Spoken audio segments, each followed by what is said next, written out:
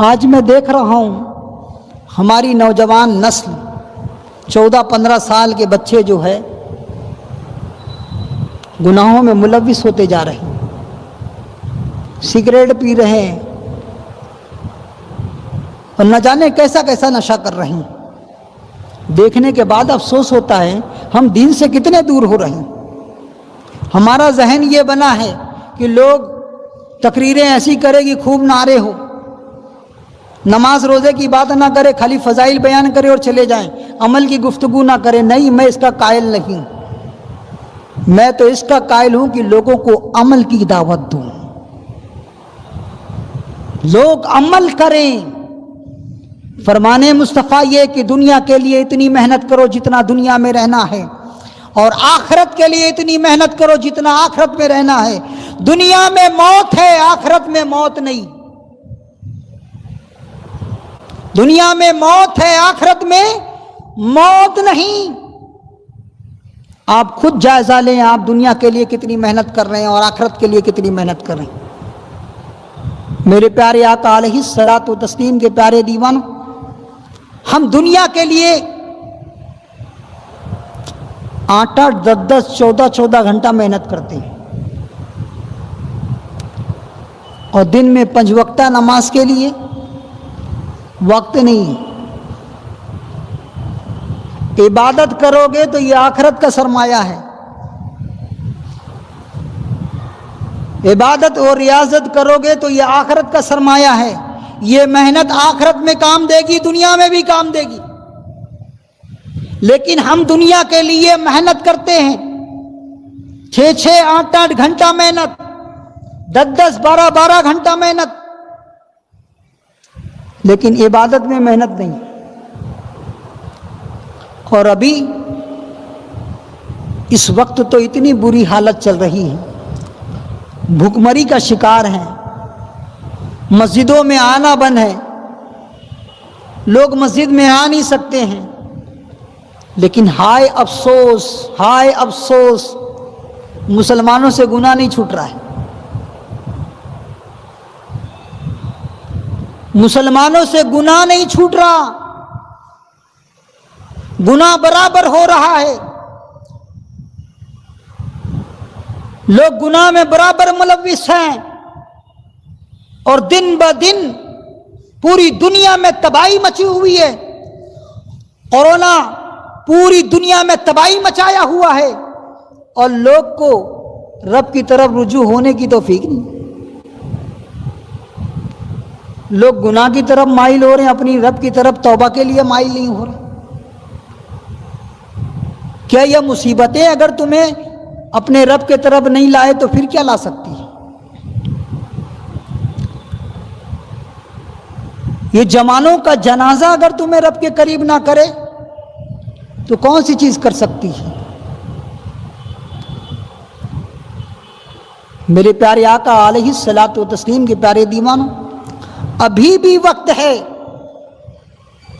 آج اگر مسلمان توبہ کریں گے تو آج ہی اس بیماری کا خاتمہ ہو جائے گا۔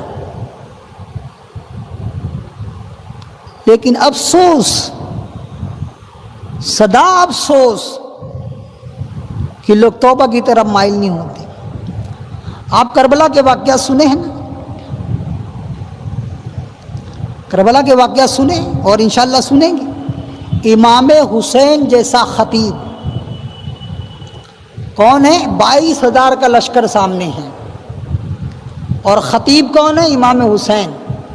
اور سامنے آ کر کھڑے ہوئے کیا کہہ رہے ہیں؟ لوگو، کیا تم نے میرے تعلق سے میرے نانا کی زبانی نہیں سنی؟ اے لوگو، تم جانتے نہیں ہو میرا نانا کون ہے؟ اے لوگو، تم جانتے نہیں میرے والد کون ہیں؟ اے لوگو، کیا تم جانتے نہیں ہو میری والدہ کون ہے؟ اے لوگو، تم جانتے نہیں ہو میرے نانا نے جنتی جوانوں کو سردار مجھے بنایا ہے؟ اے لوگو، کیا تم جانتے نہیں ہو ہمارے جسم کے لباس جنت سے آیا کرتے تھے؟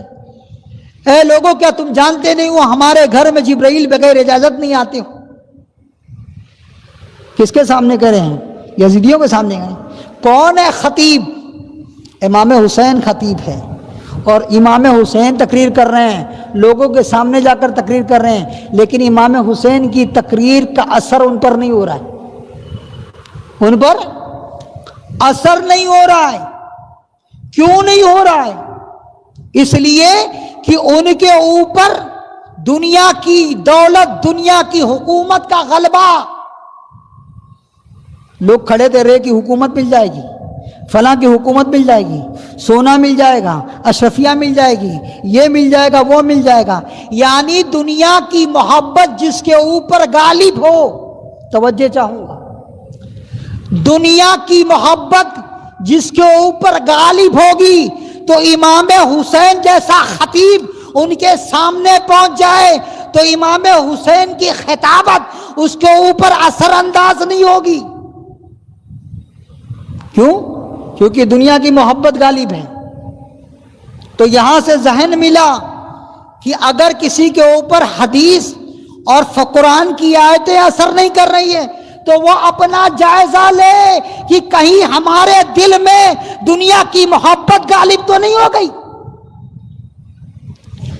اگر دنیا کی محبت غالب ہے تو ہزاروں حدیثیں سنا دو، پوری قرآن کی آیتیں سنا دو، تمہارے اوپر اثر نہیں ہوگا، اس لیے کہ امام حسین سنا رہے ہیں اور یزیدیوں پر اثر نہیں ہو رہا، کیونکہ وہ تو درہم اور دینار کی لالچ میں آئے تھے، اس لیے اثر نہیں ہو رہا۔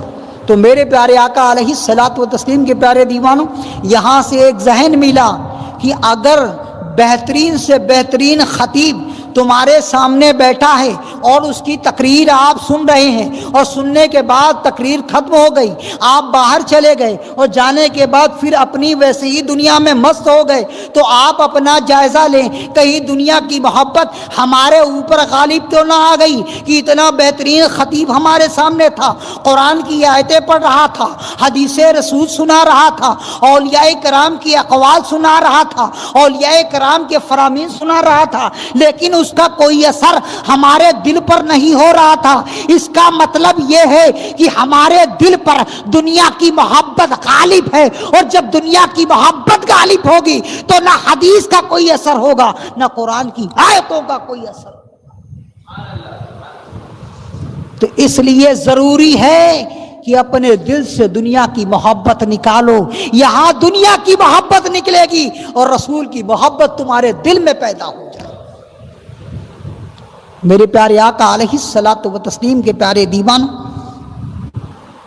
تو انشاءاللہ میں امید کروں گا آج کی اس بزم سے، آج کی اس محفل سے آپ یہ ذہن لے کر جاؤ کہ جب تک دنیا میں رہیں گے ہم اپنی زبان سے، اپنی ہاتھ سے کسی کو تکلیف نہیں دیں گے، اور اپنے گھر میں ایسا ماحول بنائیں گے جو اپنے لیے پسند کریں گے وہی اپنے بھائیوں کے لیے پسند کریں گے۔